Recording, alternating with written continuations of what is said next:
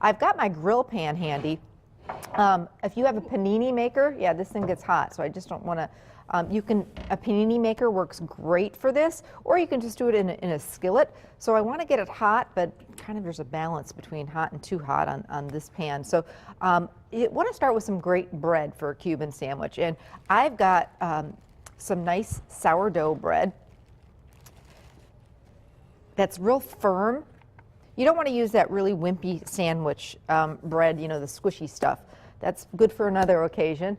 I'm not sure what. No, it has its use. Well, Ann says with bologna. Or I grew up with, in my lunch every day when I was going to school, my great-grandmother Nana lived with us, and she, on that squishy bread, white too, peanut butter, raspberry jam. I wasn't a grape jelly person, and that was my sandwich for lunch every single day. And she'd say, do you want to do something different today? You want ham? Nope, nope, nope, nope. It was the same every day, and I liked it like that. So yes, it does have its purpose. But for this sandwich, we want a little heartier, a little crustier bun that's going to really hold up to this. Now, the secrets of a really great sandwich, and I've had the opportunity to talk to some of these wonderful chefs out there that really know their stuff. The secrets to a great sandwich: really wonderful bread, depending on what type of sandwich you're doing, really great stuff to stick inside the sandwich, and a wonderful spread. So as far as the spread goes for this, a Cuban sandwich is usually just mustard or a mixture of mayo and mustard. And I'm going to do Hellmann's mayonnaise, about 1/2 cup of that, to 2 to 3 tablespoons. And a lot of Cuban sandwiches will just have a yellow mustard, like a hot dog mustard. I'm not a huge fan of that, but I do love like a stone ground mustard. So this is fantastic. We just picked this up at Kopp's, and we're going to basically take the mayo and the mustard and mix that together. And it's going to be creamy, but that little bit of mayo is really going to work in here. And there's so many great spreads that you can make to take your sandwich to a whole nother level. Just take some mayonnaise and add some pesto, and all of a sudden you've got pesto mayo. Or take some mayonnaise and grind up in your food processor or some jarred roasted red pepper, and all of a sudden blend that with mayo and the roasted red pepper puree, and you've got roasted red pepper mayo, or the fancy word for it is aioli, which is just mayonnaise mixed with some other fancy ingredients. Herbs, mix in some fresh herbs or lemon juice to your mayonnaise. Sun-dried tomato, you know, grind that up, add that to your mayo, and then you've got sun-dried tomato mayo. So there's lots of different things that you can easily make a fancy spread with, and you know, do it at home so you don't have to pay $15 for one of these sandwiches. So I go a little generous on the spread. Everyone wants to know how Arlo's doing. So yesterday I talked on the show about my dog Arlo, who's our new family member. He's a puppy, and he had his first teeth cleaning yesterday, and it's kind of an ordeal. You have to take him, they can't eat or drink past 8 o'clock at night, which, you know, as a puppy, he's going, Mom, where is my food? Where is my water bowl? What is going on here? And then you have to drop him off at the vet really early in the morning, like 7:30 in the morning. And they put him under and they do the teeth cleaning, and then you can't pick him up until 3 o'clock in the afternoon or after, and then they're kind of groggy and the whole thing.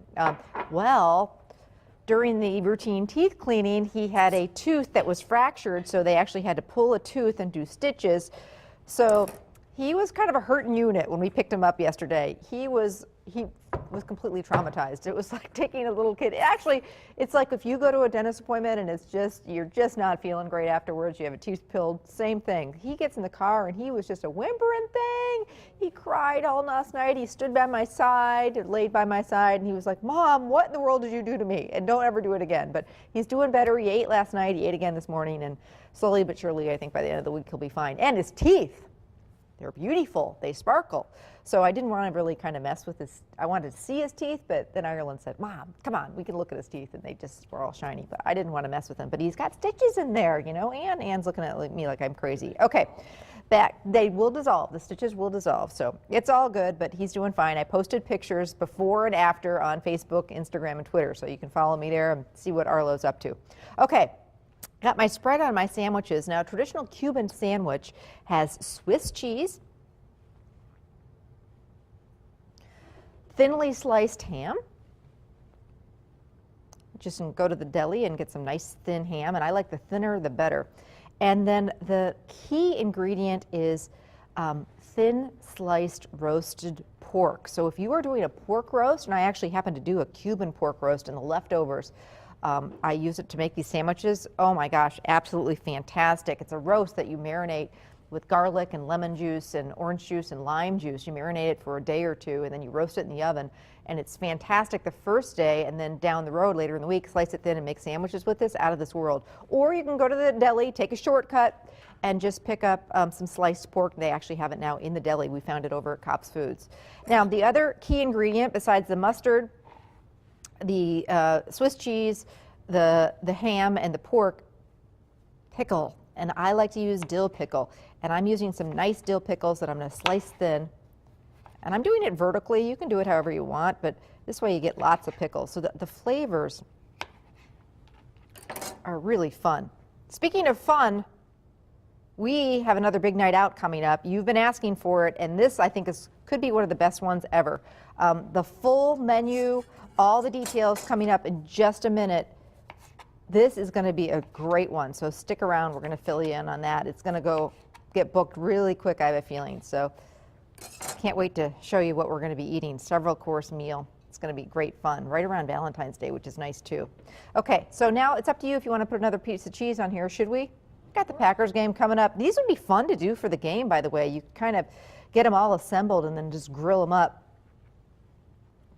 right before kickoff. Okay, so I've got my really hot griddle going. This happens to be a grill pan. If you have a griddle, that would work great. If you have a panini maker, even better. Like a grilled cheese, you want to butter,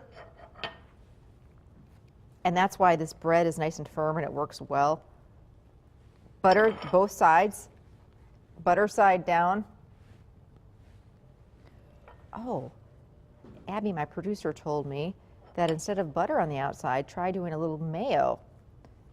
And supposedly that's a way for that butter not to burn. Good tip. I have not tried that. But it won't add the butter flavor. So it's up to you. I'm just going to keep a close eye on it.